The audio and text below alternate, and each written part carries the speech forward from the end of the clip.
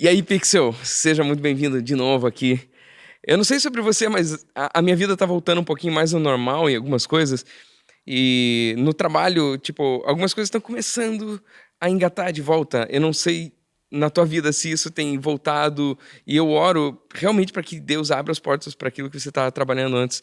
Voltar a ter mercado e dentro daquilo que está funcionando para que abasteça a tua casa, para que abasteça a tua despensa, abasteça a tua família e que com certeza você tenha prosperidade, que sobre e que você possa ajudar pessoas e agregar valor a teus clientes, agregar valor a teus colegas, a tua empresa. E essa palavra de valor, ela tem ecoado para mim em diversos lugares que eu tenho conversado e falado com pessoas. A maneira que a gente faz para agregar valor dentro da realidade que a gente vive hoje.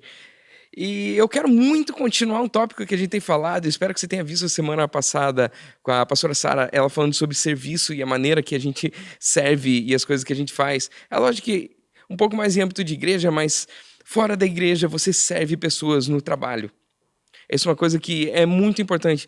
A gente fala, às vezes, numa conotação muito de igreja e as coisas que a gente serve dentro da igreja. Mas quando a gente sai das portas da igreja e vai lá para fora, na verdade, conta demais como que você serve pessoas nesse contexto. Não é por menos que a gente cresceu e quando eu era pequeno na igreja, a gente cantava que eu preciso de você, você precisa de mim, nós precisamos de Cristo até o fim, sem cessar. E a gente cantava muito também que você tem valor, o Espírito Santo se move em você, você tem valor. Eu queria quebrar um pouquinho o paradigma em cima dessa música aqui, lógico, formou o meu caráter quando eu era mais novo e às vezes eu vejo, apesar daquelas músicas antigas serem tão simples, como que elas tinham um caráter de formação mesmo em cima da gente. Hoje em dia temos músicas às vezes mais profundas, mas só que elas não falam às vezes as verdades simples que a gente precisa. Mas ao mesmo tempo, quando a gente fala que você tem valor, o Espírito Santo se move em você, eu queria quebrar um pouco esse paradigma e tentar trazer para você que você já tinha valor quando o Espírito Santo ainda não se movia em você e que outras pessoas que ainda não têm o Espírito Santo, elas têm, sim, muito mais valor do que a gente possa imaginar. Quando a gente fala sobre trabalho e sobre serviço e sobre como que a gente serve pessoas, eu lembro do texto de João 5, 17 até 18, que ele diz, Jesus falou, meu pai continua trabalhando até hoje e eu também estou trabalhando. Por essa razão, os judeus mais ainda queriam matá-lo, pois não somente ele estava violando o sábado, mas também estava dizendo que Deus era seu próprio pai, igualando-se a Deus. Tirando essa última treta desse texto aqui, focando mais naquele do primeiro, em que às vezes a gente considera que o descanso ele está fora do trabalho, que existe o trabalho e existe o descanso, existe o sábado. E o sábado eu entendo muito bem que ele é uma lei que Deus colocou falando, você precisa descansar. Tem que descansar, não tem outra maneira. Ah, mas eu amo o que eu faço no trabalho. Sim, é justamente para esse que ele fala do sábado. Para aquele que é workaholic, para aquele que, como eu, acredita no trabalho pesado. E acredita na eficiência do trabalho. E acredita que a gente pode melhorar o valor que a gente agrega às pessoas e que a gente agrega a nós mesmos e ao nosso redor, a cultura que a gente está servindo e trabalhando. Tem uma fórmula na física que diz que trabalho ele é força vezes deslocamento. Então, às vezes a gente dá muita ênfase na parte da força do trabalho que a gente faz e pouca ênfase no deslocamento, que é também algo que multiplica a força de trabalho. E não é por menos que força ele é massa vezes aceleração. Aceleração ele é a variação da velocidade por uma variação de tempo. Quanto que a velocidade acelera em relação ao tempo que está passando. Assim como o deslocamento ele é a variação do espaço pelo tempo. Então, quando a gente está falando, sem entrar tanto ainda na fórmula física que descreve o que o trabalho é, eu ouço tanto em meios que eu convivo com americanos, com estrangeiros, com gente de outros lugares, um termo que a gente ouve tão pouco no Brasil, que é ética de trabalho. A ética que eu vejo mais no trabalho, eu sou médico e eu também atendo em consultório. E é engraçado que, quem sabe médicos que estejam ouvindo vão entender melhor do que outras pessoas, Mas às vezes chega algum paciente e está escrito ali na ficha de atendimento dele, ético. Para nós, ético quer simplesmente dizer que aquele outro paciente é um médico e que eu não deveria cobrar dele a consulta. Então, a ética na consulta é isso daí, né? E cada vez eu vejo que ética em trabalho, quando tá falando no quesito aqui no Brasil, de como que a gente pensa as coisas, a ética está muito mais ligado a uma ética classista, de como você fazer uma concorrência menos predatória com aqueles outros da mesma classe, quando não, como se juntar para realmente extorquir o resto da sociedade, impedindo que outras pessoas forneçam aquele tipo de serviço e possam diminuir o valor, que as pessoas tenham quem escolher que seja mais barato. Eu sei que isso aqui é muito político, eu sei que isso aqui é muito pesado para a gente entrar, mas a ética, eu só quero mostrar que a ética está muito mais ligada a uma mentalidade classista, unionista, sindicalista, que é extremamente importante essa estrutura dentro do mercado de trabalho, mas ela está muito mais ligada a isso do que ligada a uma coisa que eu relacionaria muito mais, que é o relacionamento entre pessoas em geral. Jesus fala dentro disso que, em Mateus 5:9, ele diz que bem-aventurados os pacificadores, pois eles serão chamados de filhos de Deus. Pacificador é aquele que traz a paz. Jesus, ele é o príncipe da paz. Ele é, quem sabe, a única possibilidade do mundo vir a ter paz. Principalmente porque a gente vive num mundo que nunca teve paz, mas ele sonha com a paz. Então a gente sonha em ter paz. E na verdade existe um príncipe da paz, mesmo que isso seja uma metáfora na maneira que a Bíblia explica pra gente. Mas ele fala que os bem-aventurados, os pacificadores, que serão chamados de filhos de Deus. Então, assim como Jesus, ele é o príncipe da paz, ele está dizendo que Deus, ele tem em si mesmo atribuído o valor ético da paz. Então Jesus, ele é príncipe da paz, ou seja, ele é filho do rei da paz. E qualquer um de nós que sejamos pacificadores como Jesus era, seremos reconhecidos como príncipes da paz. Outros irmãos de Jesus, filhos de Deus, que é o único capaz de realmente trazer alguma paz, que não seja simplesmente um silêncio que uma parcela da população causa na outra, para que pare de reclamar e chama aquilo de paz, né? Então, quando a gente está falando sobre trabalho, a gente fala pacificadores. Você pode ser um pacificador no teu meio, quando você age com ética, mas por que a gente tem tanta dificuldade em ouvir a palavra ética de trabalho? Quem sabe seja porque ecoa tanto nos nossos ouvidos a palavra leis trabalhistas. Então, existem certas leis. E o que eu quero colocar na tua mente, para você pensar junto comigo, é até que ponto a gente substituiu a ética com a lei. Claro que a ética, ela faz a gente pensar, ela dá trabalho, ela dá gasto mental para você pensar na ética, e a ética, ela tem demais quanto valor você atribui a pessoas, a coisas, e qual que é o risco-benefício de você assumir alguns riscos, né? Se você valoriza pessoas, você vai diminuir o risco que coisas têm em relacionamento. Mas quando um relacionamento ele afeta outros relacionamentos, você pode medir o risco desse relacionamento em relação aos demais relacionamentos. Isso, a gente vive demais dentro de igreja, a maneira que isso aí acaba acontecendo. E não me assusta perceber que tantas igrejas e tantas religiões em geral, pessoas, humanos que se esforçam para serem pacificadores, acabam tanto apelando para a lei. Mesmo sendo que Jesus falou que a lei estava cumprida nele, e as coisas que já foram cumpridas, elas foram cumpridas.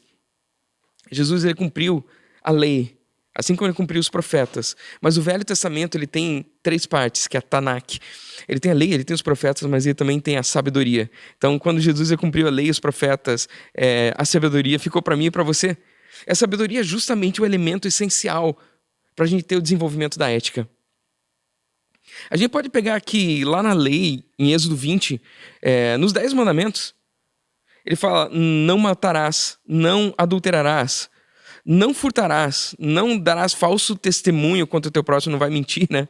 Não cobice a casa do teu próximo, e nem cobice a mulher do teu próximo, e nem os servos ou servas, nem boi ou jumento, nem coisa alguma que lhe pertença. A gente pensa nisso muito como lei, porque são os 10 mandamentos. Mas se você estudar o Velho Testamento e ver quanta lei que tem em Levíticos e Deuteronômio, a gente começa a perceber que esses 10 mandamentos eles não são exatamente lei, mas eles são sim um código moral. Por que moral? Porque sim, eu já coloquei lei e já coloquei ética, e tem um outro elemento que chama moral. Moral, elas são valores mais universais. E dificilmente você vai achar alguma cultura humana que hoje não considere que matar seja algo imoral. Ou que roubar não seja algo imoral. Mas tantas vezes o não cobiçar, isso é tão relativo, porque a gente prefere que ninguém tenha posses, porque a posse ela é uma convenção, ela não é algo real, ninguém possui nada. Mas a gente acaba vivendo em favor de nossas invejas quanto a outras pessoas.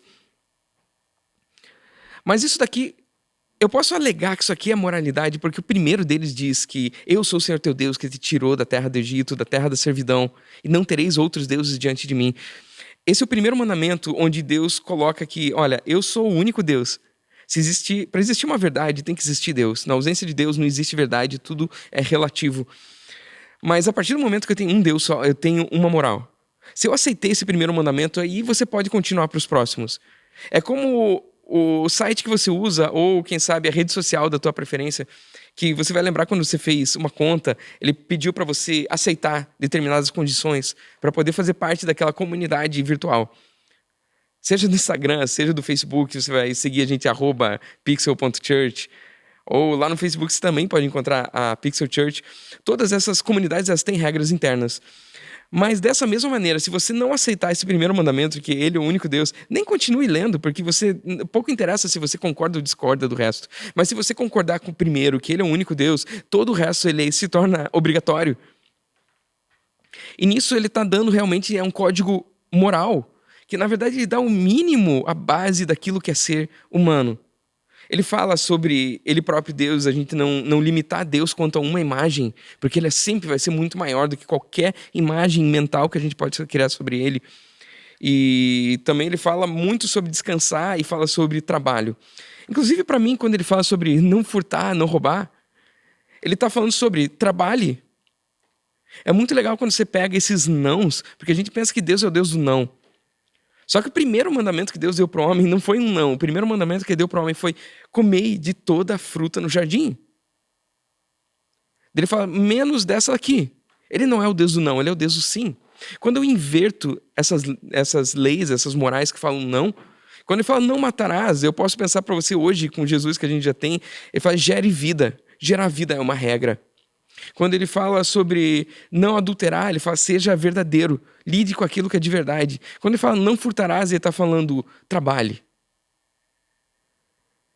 Então furtar, ele é quando eu deixo de trabalhar, eu deixo de fazer aquilo como eu agrego valor a outras pessoas, para simplesmente pegar o fruto do trabalho de outra pessoa, só que isso não faz o menor sentido se você parar para ver.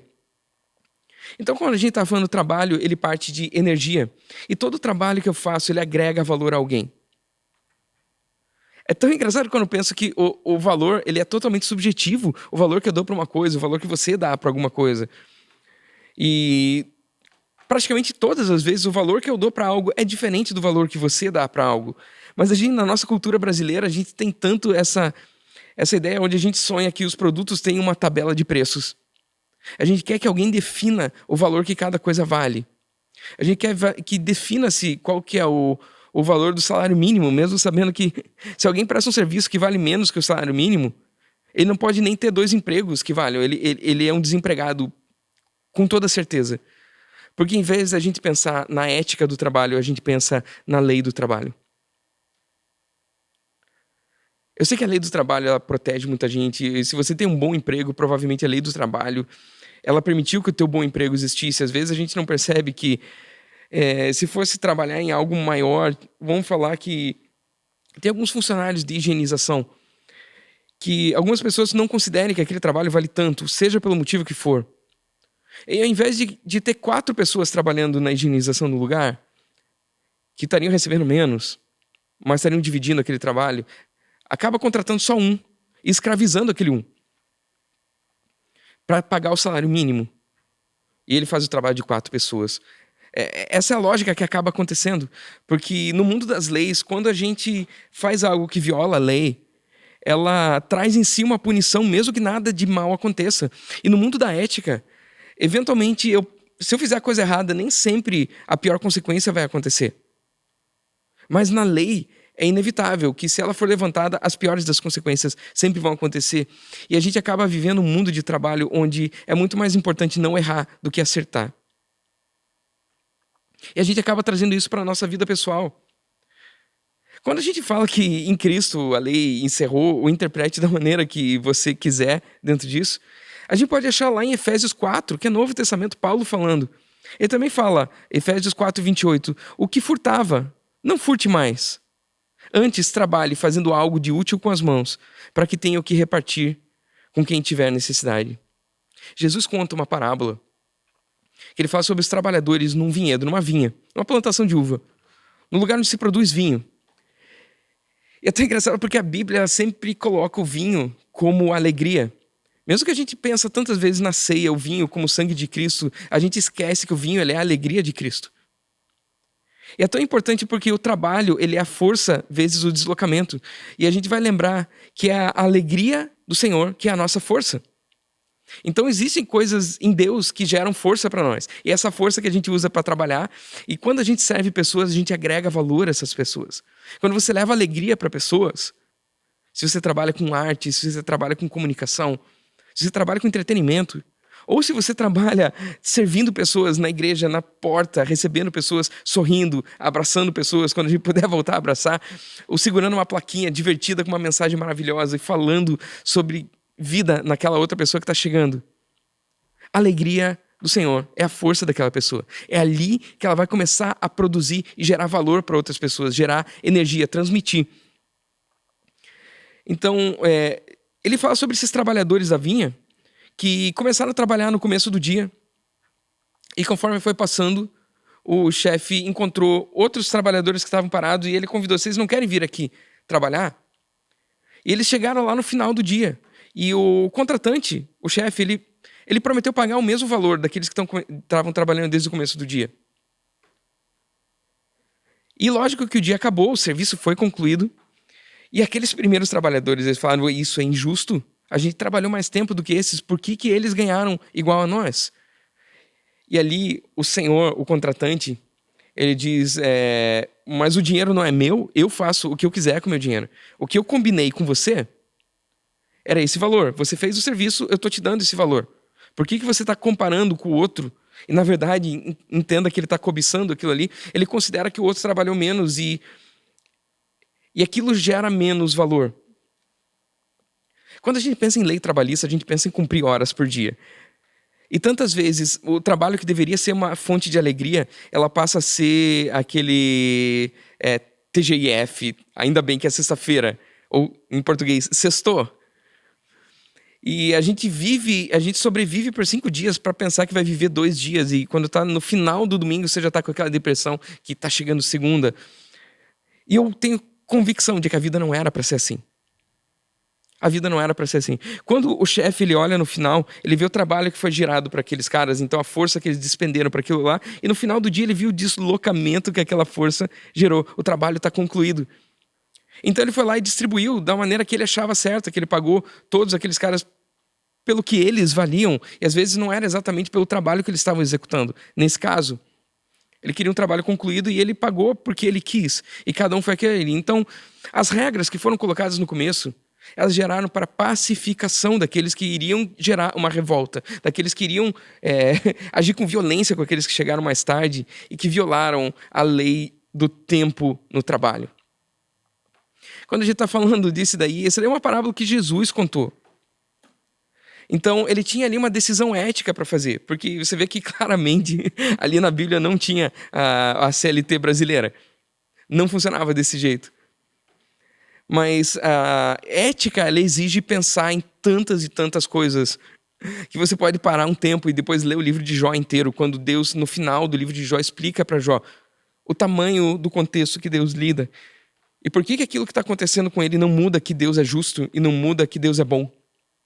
Apesar de tudo aquilo que ele estava vivendo, Deus vai lá e pacifica Jó com uma explicação ética para tudo aquilo que está acontecendo e mostrar o contexto real daquilo que está acontecendo. A lei ela é tão mais objetiva e mesmo que ela seja nonsense, mesmo que ela não tenha sentido nenhum, ela é o que de fato gera punições. E às vezes a gente, não acreditando na nossa ética ou na ética que outras pessoas possam vir a ter, a gente acaba apelando para a vida em lei. E a lei realmente ela limita a liberdade das outras pessoas. A ética ela precisa de sabedoria. E uma das coisas que a sabedoria é alimentada na Bíblia, a sabedoria ela é alimentada pelo conceito de luz. Iluminação, ela quer dizer sabedoria. A sabedoria é a partir daquilo que Deus pode fazer através de mim, quando tem acesso à mente de Cristo, que é o que Ele tanto promete para nós no Novo Testamento. Nisso, quando Jesus chega com aquela sabedoria e nasce no mundo, Ele fala que Ele é a luz do mundo. E essa luz, para que ela serve? Na verdade, a luz, ela é uma sabedoria que ela ilumina e a gente pode enxergar verdades. A gente só enxerga verdades quando está no claro. E quando a gente está vivendo uma vida errada, a gente prefere estar no escuro, prefere estar fora da luz e prefere tantas e tantas vezes fugir de Jesus, assim como Adão quis fugir de Deus, porque ele se sentiu fazendo as coisas erradas e se sentiu digno de ser punido, se sentiu digno de morrer. E é por isso que a gente se esconde. Em Mateus 5, 14 e 15, Jesus diz: vocês são a luz do mundo. Não se pode esconder uma cidade construída sobre um monte. E também ninguém acende uma candeia e coloca debaixo de uma vasilha. Ao contrário, coloca no lugar apropriado. E assim ilumina a todos os que estão na casa. Quando eu penso nas coisas da Pixel, essa aqui é uma metáfora que sempre vem no meu coração. É isso que a gente é. A gente é essa candeia que precisa ser colocada em cima, num lugar alto, para que ilumine as coisas. Para que tudo seja iluminado. E trazer as verdades. Em Mateus 5, 33 e 37, Jesus diz: vocês também ouviram o que foi dito a seus antepassados. Não jure falsamente, mas cumpra os juramentos que você fez diante do Senhor. Mas eu lhes digo: não jurem de forma alguma, nem pelos céus, porque é o trono de Deus, nem pela terra, porque é o estrado de seus pés, nem por Jerusalém, que é a cidade do grande rei. E não jure pela sua cabeça, pois você não pode tornar branco ou preto nem um fio de cabelo. Seja o seu sim, sim, e o seu não, não. O que passar disso vem do maligno. Essas coisas são justamente as que pacificam. Isso é ética e não lei. Todas as vezes a gente vê a maneira que a gente tenta organizar uma comunidade dentro da igreja. E a gente se preocupa tanto com o relacionamento entre as pessoas, porque a gente sabe que a proximidade entre os pixels, ele determina a qualidade da imagem com que a gente fala. E quanto mais distantes os pixels estão, menor é a qualidade da imagem, menor é a definição da mensagem que a gente passa. Então, por isso que é tão importante a gente se preocupar não só com o meu relacionamento com as pessoas, mas com o relacionamento de cada um entre si. E para isso são os pacificadores, para isso nós nos tornamos pacificadores. Para isso a gente tem tantos pequenos quesitos como alinhamento de ministério, alinhamento de visão, alinhamento das coisas que a gente faz, para a gente saber para que lado que está indo. E para não simplesmente ter ideias aleatórias, porque ideias incríveis podem ser contraditórias e quando se trabalha junto, a gente acaba se desgastando, remando cada um para um lado diferente. A gente estava falando lá no começo que trabalho, ele é força vezes deslocamento. Então, a força que eu faço pelo deslocamento, ou seja, trabalho ele faz sobre eficiência. Quando eu simplesmente faço uma coisa demorada, aquilo gera menos valor. Quando aquilo tem pouca eficiência. Eu sei que no pensamento da CLT, a gente trabalha, que seja, 8 horas por dia. E pouco importa a eficiência, na verdade, você vai trabalhar conforme for cobrado por um chefe no qual você é colocado como inimigo. A força, ela é a massa vezes a aceleração. A aceleração, ela é a variação da velocidade pelo tempo. Quanto mais rápido passa com o tempo, a aceleração. É que você pisa no carro, ele está uma velocidade aqui, daqui a 10 segundos ele tem uma velocidade mais alta. Então o que eu quero deixar para você ter no teu coração é a velocidade que você faz as coisas agora, nesse momento. Se elas não trazem eficiência, não se preocupe. O que importa é a variação que essa velocidade tem com o tempo. É isso que a gente chama de treinamento. É isso que a gente chama de crescer. É isso que a gente chama de agregar valor a si próprio. E aí a gente trabalha e agrega valor àquelas outras pessoas que tem ao nosso redor. Quando você serve pessoas na igreja, você está trabalhando para Deus, porque Deus abençoa pessoas. Então, quando você está abençoando pessoas, você está fazendo aquilo que Deus pediu para fazer. Ou seja, Deus é o teu patrão. E você está fazendo aquilo que o patrão fez. E, no fim das contas, a pessoa, o cliente, a pessoa que está ali assistindo, o culto que está recebendo aquilo de Deus, ela vai sentir que Deus serviu ela. E é completamente verdade. Porque você estava servindo em nome de Deus. Mas você vai acelerando e vai aumentando o deslocamento, vai aumentando o potencial de deslocamento e a eficiência de agregar valor a mais e mais pessoas. Por isso que a gente procura ser híbrido, por isso que a gente procura aonde não tem limites. O nosso auditório aqui, ele é maravilhoso. Ele tem 224 assentos. Mas na internet, os assentos são infinitos, eles são a terra toda. Eu sei que tem inúmeras igrejas fazendo esse trabalho incrível de chegar em vários lares. E a gente quer conseguir chegar em lugares que poucas pessoas chegam por causa de uma narrativa, ou de uma linguagem, ou de uma mensagem que a gente passa de Jesus. Então o deslocamento, a variação do tempo, e tudo isso se resume à energia, que é massa, vezes a velocidade da luz ao quadrado. Então a massa, mesmo a massa que ela faz parte da força, a massa, ela é energia concentrada. Então, tudo que é relacionado a trabalho, ele é energia. E energia é o valor real das coisas. Quando alguém chega para mim e fala, nossa, esse teu celular é tão caro, como é que pode? Ele não vale. Na verdade, o valor é muito subjetivo. Porque eu acredito que os trabalhos que eu faço através deles, eles têm extremo valor. E ele me acelera nas coisas que eu posso fazer. Ele acelera no meu potencial de produtividade. Ou seja, o valor que eu consigo agregar em outras pessoas, ele justifica o gasto que eu tive nesse aparelho. Então, quando você para pensar, dinheiro também é energia condensada. Porque tudo que eu trabalho, ele acaba sendo convertendo em dinheiro por alguém que deu valor àquilo que eu fiz. É tão engraçado quando a gente para pensar, aquilo que eu faço de bem, aquilo que você faz de bem, isso alguém está desejando pagar por aquilo? Se as pessoas ainda não estão desejando pagar por aquilo, ainda é um hobby.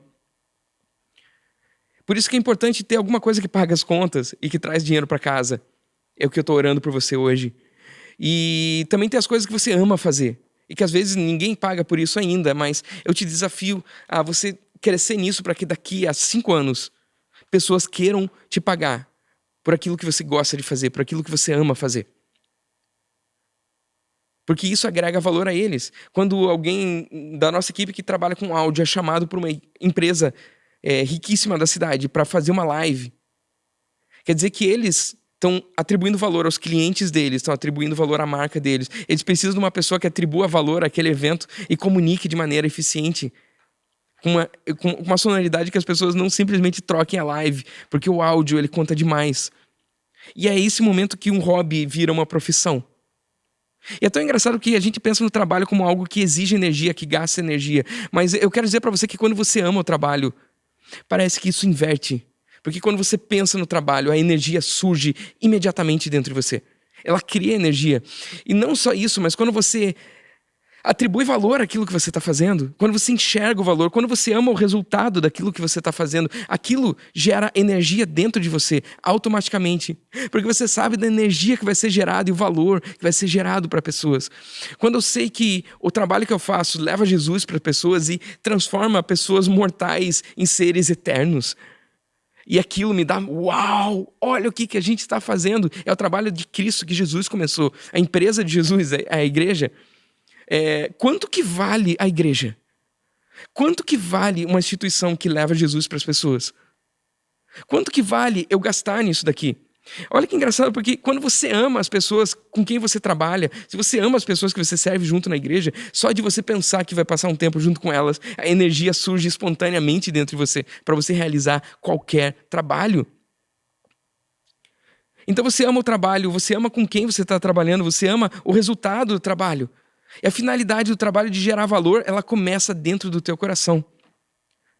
Por isso que a ética ela é tão importante, porque o trabalho que eu gero interfere no trabalho que os outros ao redor geram. E os relacionamentos entre nós, eles ou potencializam o trabalho, ou eles realmente destroem e levam à ruína o trabalho que os outros estão realizando na mesma equipe.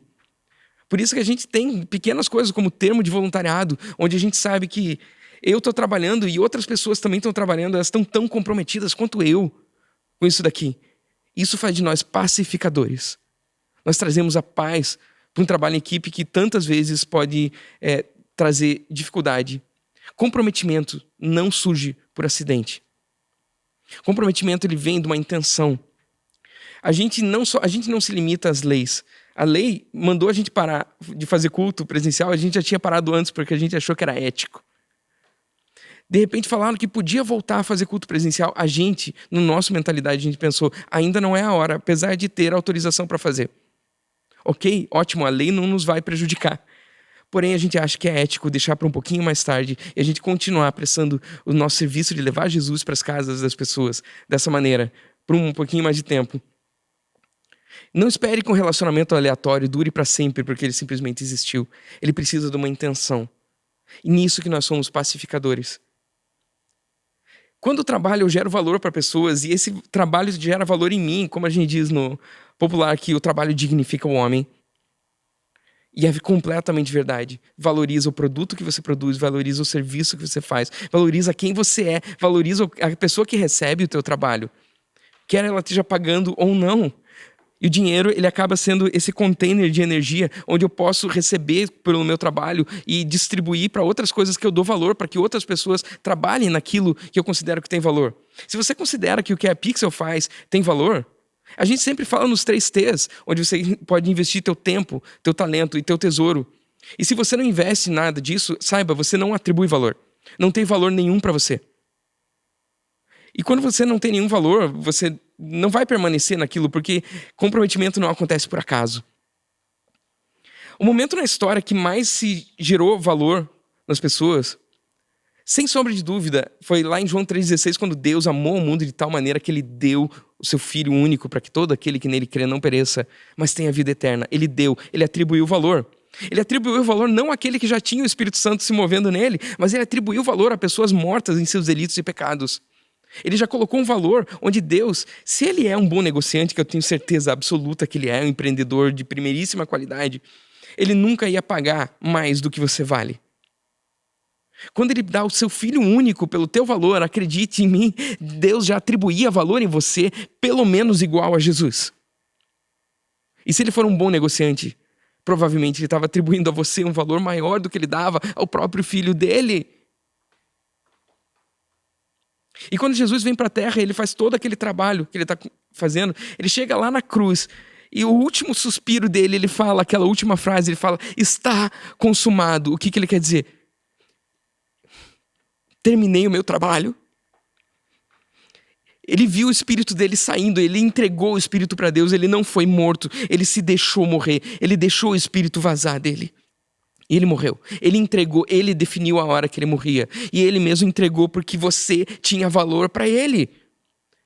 Se você tem uma filosofia, uma religião, alguma coisa, a tua teologia, se ela não muda você, foi porque você não atribuiu valor a ela. E o valor que você atribuir à tua teologia é o tanto que ela vai te transformar. Por isso que é tão importante a mudança de mente na cabeça do cristão. Se ela for incapaz de te mudar, ou se você só ouvir aquilo que você já concorda, você não atribuiu valor e não vai gerar mudança em você e nem mais ninguém. Por isso que eu quero hoje dar em você o poder de receber o valor que Deus deu para você. Fazendo uma simples oração que é recebendo esse valor que você atribuiu a mim. Jesus, eu te entrego a minha vida. E assim que ele fala, você repetindo, Jesus, eu te entrego a minha vida, você recebeu o valor que ele atribui a você e você pode, a partir desse momento, repassar esse valor para outras pessoas e multiplicar o valor daquilo ali. Então, aquele momento da cruz que ele fala, está consumado, houve uma explosão, a maior explosão de geração de valor, maior do que o haja luz do Gênesis 1. Houve uma geração de valor para toda a humanidade. Isso hoje, nesse momento, é para quase 8 bilhões de pessoas esse valor. E se você calcular com toda a humanidade, inclusive a que veio antes de Jesus, você vai entender a atribuição de valor que ele colocou, que às vezes a gente é incapaz de dar para uma pessoa. Jesus, eu te entrego a minha vida. Eu quero que você ore junto comigo recebendo esse valor e recebendo essa vida eterna que ele tem para você. Você pode fechar os teus olhos e orar junto comigo e falar assim, Senhor Jesus, eu te entrego a minha vida. Eu quero orar com você. Pai amado, muito obrigado porque você atribuiu um valor que eu nunca imaginei que eu pudesse ter. Um valor que eu olho para as outras pessoas ao meu redor e hoje eu enxergo o valor que elas têm, mesmo quando meus olhos querem me dizer que elas não valem esse tudo. Porque a minha fé, ela não está naquilo que eu enxergo, mas a minha fé está naquilo que eu ouço de Deus. e que elas têm esse valor, cada uma delas. Pai, muito obrigado porque você atribuiu a nós esse valor e você pagou a conta de verdade. Foi até as últimas consequências de atribuir valor, que é pagar uma conta, que é pagar um preço, que é dar o seu recurso para aquele outro que está entregando valor. Nós queremos atribuir valor, gerar valor para você. Não só através do que nós somos, mas também através do que nós fazemos. Nós servimos pessoas porque você serve pessoas. Nós geramos valor em pessoas porque você gerou valor em mim. E o que eu posso produzir hoje é porque eu me sinto curado, porque eu me sinto liberto, porque eu me sinto uma nova criação, capaz de viver a tua energia e passar a tua energia para outras pessoas e multiplicar isso, fazendo com que a minha força gere um deslocamento nunca imaginado pela minha alma lá no passado. Muito obrigado, Senhor. Muito obrigado. Muito obrigado. Valeu.